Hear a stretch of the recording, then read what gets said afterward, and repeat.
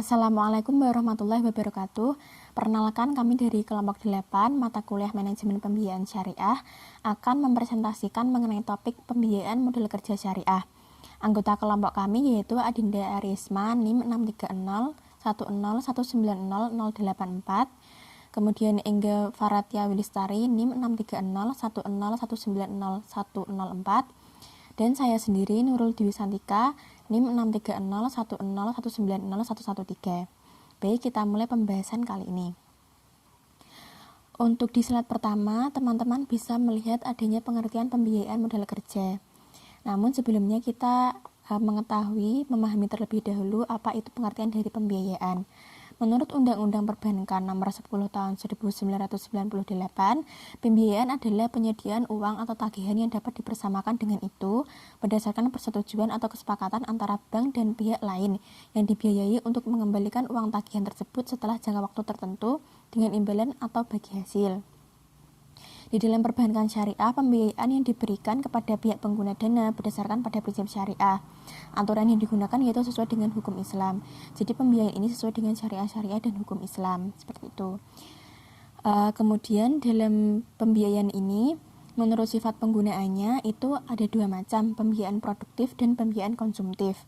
Nah, untuk pembiayaan produktif ini ditujukan untuk memenuhi kebutuhan produksi dalam arti luas.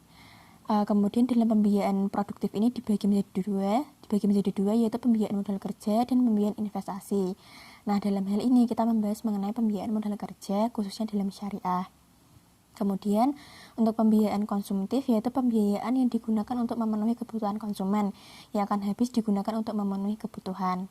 Nah, dari hal ini kita dapat mengetahui bahwa pengertian dari pembiayaan modal kerja, konsepnya yaitu pembiayaan untuk modal kerja perusahaan dalam rangka pembiayaan aktiva lancar perusahaan, seperti pembelian bahan baku atau mentah, bahan penolong atau pembantu, barang dagangan, biaya eksploitasi barang modal, piutang, dan lain-lain. Kemudian untuk di slide selanjutnya yaitu mengenai konsep dasar modal kerja. Nah, dalam hal ini yaitu adanya konsep modal kerja, penggolongan modal kerja, dan unsur-unsur modal kerja permanen. Untuk yang pertama yaitu modal kerja lancar untuk mendukung operasional perusahaan. Kemudian modal kerja bruto itu merupakan keseluruhan jumlah aktiva lancar itu sendiri. Yang selanjutnya modal kerja neto merupakan kelebihan aktiva lancar atau atas utang lancar. Nah, dalam penggolongan modal kerja ini terdapat dua yaitu modal kerja permanen dan modal kerja seasonal. Dalam modal kerja permanen ini berasal dari modal sendiri atau dari pembiayaan jangka panjang. Kemudian untuk modal kerja seasonal ini bersumber dari modal jangka pendek. Jadi perbedaannya itu kalau yang permanen itu jangka panjang dan jika yang seasonal itu jangka pendek. Kemudian adanya unsur-unsur modal kerja permanen. Unsur-unsur modal kerja permanen ini terdiri dari kas. Ini merupakan kas perusahaan harus dipelihara dalam jumlah yang cukup agar dapat memenuhi kebutuhan setiap saat yang diperlukan. Kemudian piutang dagang, yaitu pemberian piutang dagang oleh perusahaan kepada pelanggan merupakan salah satu strategi mengantisipasi persaingan dengan tujuan untuk menjaga keberlangsungan hubungan dengan para pelanggan. Jadi memberikan piutang dagang. Kemudian adanya persediaan bahan baku.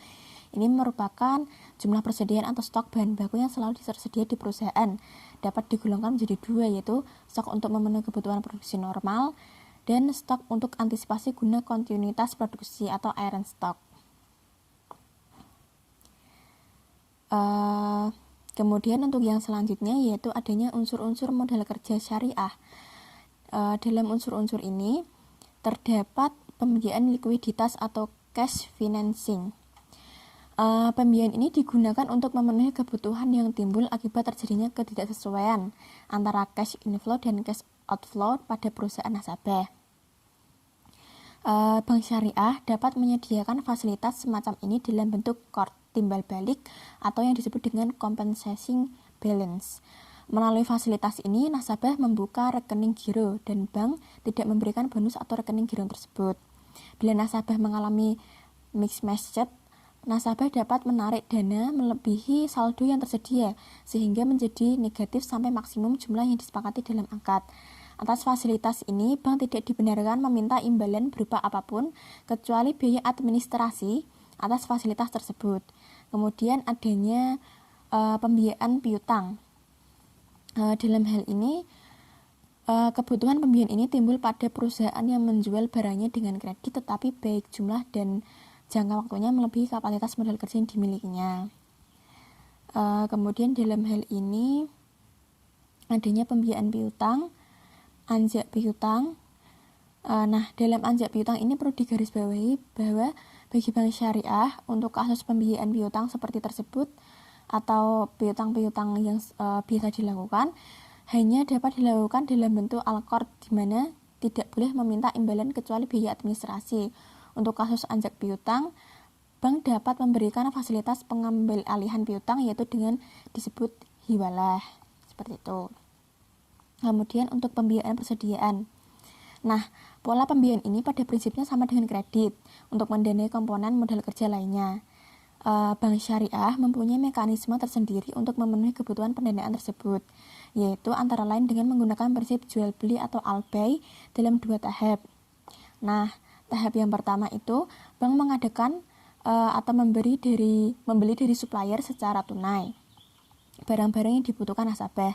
Untuk tahap yang kedua, yaitu bank menjual kepada nasabah pembeli dengan membayar tangguh dan dengan mengambil keuntungan yang disepakati bersama antara bank dan nasabah. Kemudian untuk yang selanjutnya yaitu mengenai tujuan pembiayaan modal kerja. Nah, dalam hal ini terdapat beberapa tujuan.